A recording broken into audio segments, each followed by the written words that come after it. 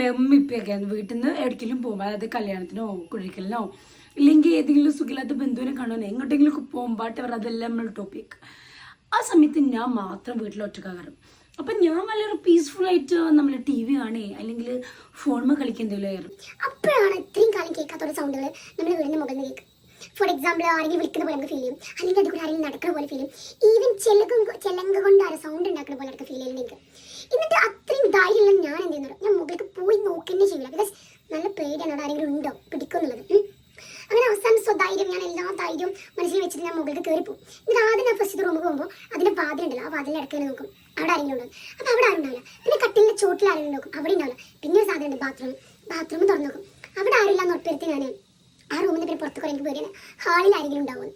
അങ്ങനെ ഞാൻ ഹാളും ബാക്കി എല്ലാ റൂമും തപ്പിയിട്ട് അവിടെ ആരില്ല എന്ന് കൺഫേം ചെയ്തിട്ട് പിന്നെ താഴത്തേക്ക് വരെ എനിക്ക് പേടിയാണ്. ബിക്കോസ് അപ്പോൾ ഇതിനെ താഴത്തു നിന്നാണ് സൗണ്ട് കേൾക്കുക. ഇതെനിക്ക് ഫീൽ ചെയ്യണോ അതിന് ശരിക്കും ഇതിലുള്ള സംഭവം എനിക്കറിയില്ല. പിന്നെ താഴത്തേക്ക് വരെ എനിക്ക് പേടിയാണ്. അങ്ങനെ ഞാൻ മുകളിൽ കുറേ നേരം നിൽക്കും. എന്നിട്ട് ഉമ്മി വന്നിട്ടില്ലെങ്കിൽ ഇതേപോലെ വീണ്ടും ധൈര്യം എടുക്കണം, താഴത്ത് പോകും. അപ്പോൾ അവിടെ ആരുണ്ടാവില്ല. പിന്നെ മുകളിലെ സൗണ്ട്, അതായത് നമ്മളെ കളിപ്പിക്കാൻ വേണ്ടിയിട്ടാണ് ശരിക്കും ഈ പരിപാടി ഉണ്ടോ എനിക്കറിയില്ല. ഒന്നുകിൽ നമ്മൾ താഴത്തേക്കാണെങ്കിൽ മുകളിൽ സൗണ്ട് ഉണ്ടാവും, അപ്പോൾ നമുക്ക് മനസ്സമാധാനം ഉണ്ടാവും. മുകളിലാണെങ്കിൽ താഴത്തണം, അപ്പോൾ നമുക്ക് മനസ്സമാധാനം ഉണ്ടാവില്ല. അങ്ങനെ ടോട്ടലി മനസ്സമാധാനം ഇല്ലാതെ ഒരു ഡിപ്രഷൻ ലെവലിൽ അല്ലെങ്കിൽ വേറെ എന്തൊരു ലെവലിൽ നമ്മളിങ്ങനെ വീട്ടിൽ നിൽക്കുന്ന അവസ്ഥ ഉണ്ട്. അത് നൊസ്റ്റാൾജിക്കലല്ല, എപ്പോഴും ഉള്ള സംഭവമാണ് എനിക്ക്, യുനോ.